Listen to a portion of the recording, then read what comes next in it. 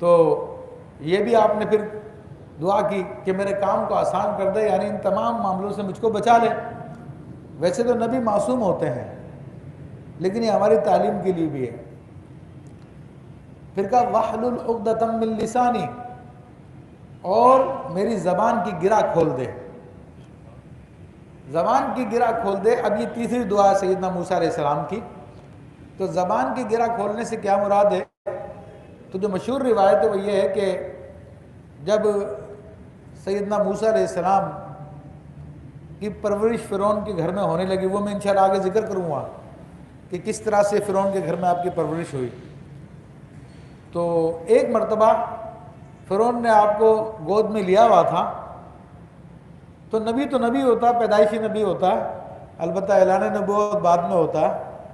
تو خدا کے دشمن کی آپ گود میں تھے، تو اس کی داڑھی پکڑ کے آپ نے کھینچ لی، نوچ لی، چھوٹے بچے تھے۔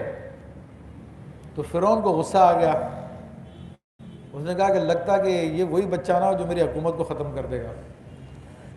تو اس کی بیوی نے کہا کہ ایسی جلد بازی مت کرو، یہ تو بچہ ہے، چلو اس کو آزما لو۔ ایک تھال کے اندر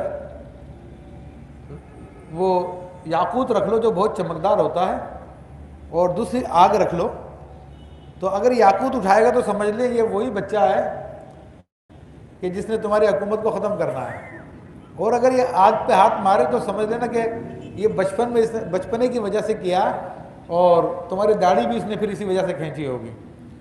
تو پھر موسیٰ علیہ السلام کی بچپن میں آزمائش ہوئی، اور آپ نے آگ کے انگارے کو اٹھا اور منہ میں رکھ لیا۔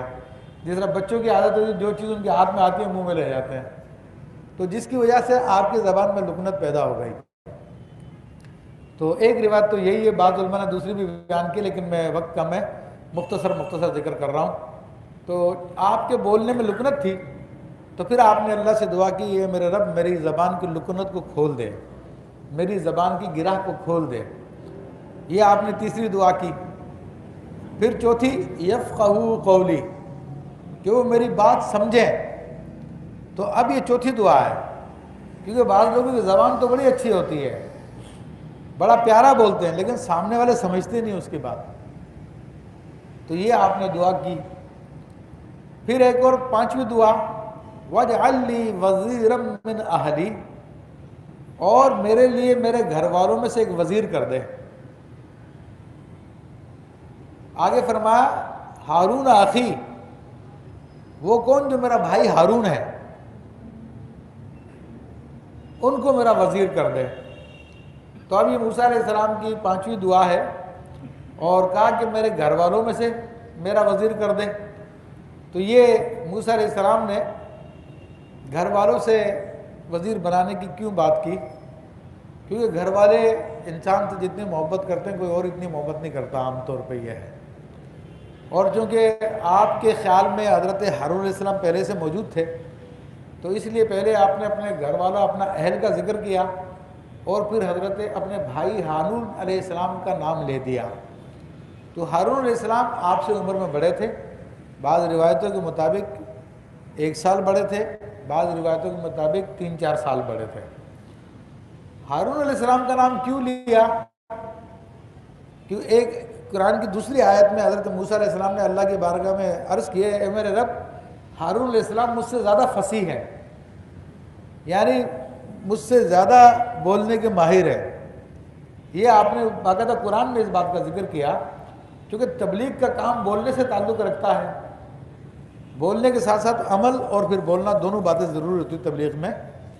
تو ویسے تو خیر عمل سے بھی تبلیغ ہوتی ہے اور صرف زبان سے بھی ہوتی ہے، لیکن جب یہ دونوں جمع ہو جائے تو پھر بڑا زبردست کام ہو جاتا ہے۔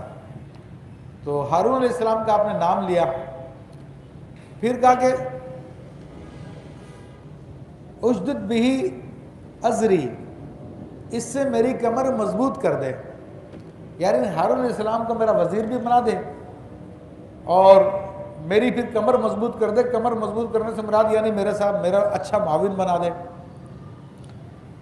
پھر کہا کہ وشرکہ فی امری، اور اسے میرے کام میں شریک کر دے۔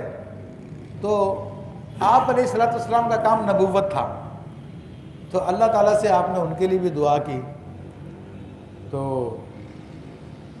حضرت آپ کی دعا کے بعد ہارون علیہ السلام نے بھی نبوت کا اعلان کیا، تو یہ ظاہر میں تو یہ ہے، لیکن اللہ تعالیٰ کے علم میں تو پہلے سے تھا کہ ہارون علیہ السلام کو بھی نبوت عطا کی جائے گی۔